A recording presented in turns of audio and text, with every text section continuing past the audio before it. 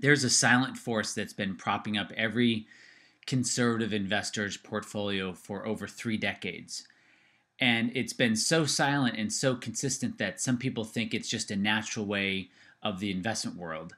But unfortunately, for a lot of people, especially those who identify themselves as conservative investors, I think they're going to be blindsided and their portfolios are going to be taking very big hits, perhaps for the next 3 decades. Hey, everybody, this is RC Peck. My market situation report this week is about that silent force and where my attention's been going. And it was actually a conversation I had with a recent grad of my Millionaires Academy program, a great guy named Adam. My program ended this week. The most recent Millionaires Academy program ended this week, and it was just a great final call because he and I both noticed that his total net worth went up 25%. And one of the great things about the Millionaires Academy is it really shifts someone's entire behavior, not just their investment portfolio, but how they think about earning money, saving money, keeping money, and growing money. It's a completely different way people think about investing.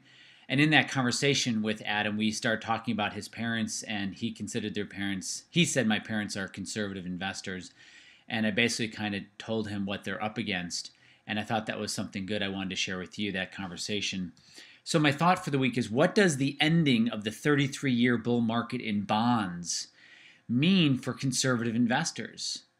And I think it means a lot. And I think what it means is a very negative outlook for those returns of conservative investors. And historically, conservative investors have been people in their 50s, 60s, 70s, retired people, people who don't want that volatility and capital loss in their portfolios.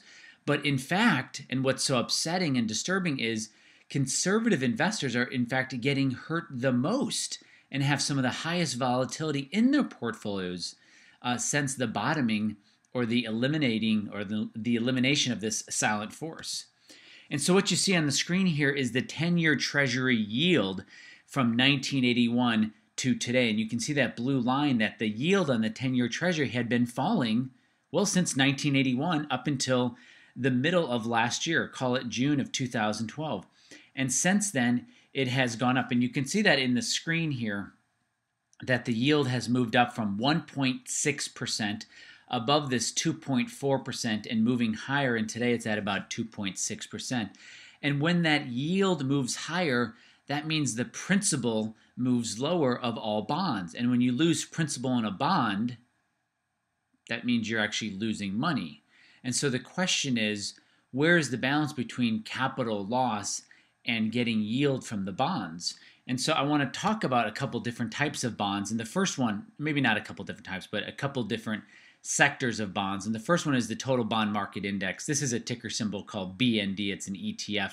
And the blue line, you can see it fell here 6%, right? From about July to July, over 1 year. It fell about 6%. But the yield on total bond market index fund is only about 2.4%. That means it's lost about 2.5 years of its yield. That's a lot to lose. And we don't know if it's done losing. This is definitely a nice bottoming formation, but conservative investors just lost 2.5 years of their yield. But it actually gets worse. Here's corporate bonds. Corporate bonds got a little worse. Corporate bonds fell 9.5%. And on average, this is a price chart of LQD, which is a corporate bond exchange traded fund. And the yield on this is about 3.6%. Now, they lost, people who were in corporate bonds, the general market of corporate bonds, lost 2.6 years of yield. And as you can see here, this bottoming process has actually been a little bit better. So the takeaway from a technical point of view is corporate bonds have done better than the overall bond market, even though it's taken 2.6 years to get back that capital loss. Now, we go to municipal bonds, which have fallen 11%. Municipal bonds have fallen 11%. That's an 11% capital loss. Now, municipal bonds have about a 2.7% yield. So not taking into account what tax bracket you're in, and so everyone's in some sort of tax bracket, but I didn't go into that. If this 2.7 yield you needed to replace that with this 11% capital loss, that means there'd be about a 4-year loss in yield. And as you can see here too, the municipal bond market has fallen this 11%, and it is kind of figuring out what to do, but it has not rebounded like the corporate bond market has or the total bond market has. It has not rebounded the same way. So there's still questioning on whether the yield, well, actually, if there's any more capital loss in municipal bonds. The next one we look at is Treasury inflation protected securities. So these are treasuries issued by the U.S. government that adjust your capital for any inflation based on the CPI. We won't go into the silliness of how the CPI is recorded, but here's been a 10% loss, and the yield on TIPS is about 1%. So people who have invested in TIPS have lost 10 years of yield. That is significant.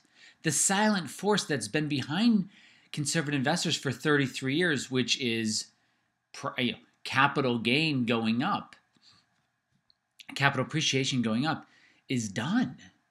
And so I think a lot of conservative investors, people who are in their 50s, 60s, 70s, and 80s, are going to get blindsided by this capital loss. And you can see TIPS have had a nice kind of bottoming formation, certainly better than the municipal bond market. So when you look at all of those, my takeaway from kind of this week's market situation report is the 33-year bond bull market has ended. And for people who self-identify themselves as conservative investors and have an exposure to the bond market, whether it's corporate bonds or municipal bonds or treasury inflated protected bonds or just a general bond market, they're getting blindsided. They're losing capital loss of 5 to 10%. That is significant considering that people who are in bonds, they probably think they should have no capital loss, and those yields are going down. Sorry, the yields are going to have to adjust and go up because the capital loss is down. But if you bought bonds years ago, then those bonds are going to be worth less. I hope that was clear. So here's my final thought for the week. How will your investment strategies want to shift now that the 33-year bull market in bonds has ended? Because they're going to have to shift. I hope you guys have a great weekend. For me, it is my Peck family reunion at my house. My two sisters are coming in, one from Seattle, one from North Carolina. My parents are flying down from Seattle too. It's been a crazy 3 weeks because we got back from our UCLA family camp last week. And then the weekend before that, Burgess had all of her family in for their family, that family reunion, which also happens at our house. So it's been pretty crazy. You guys have a great weekend. Hug your kids, love your kids, appreciate each other. And I will be speaking with you soon. You guys take care, and I'll talk to you then.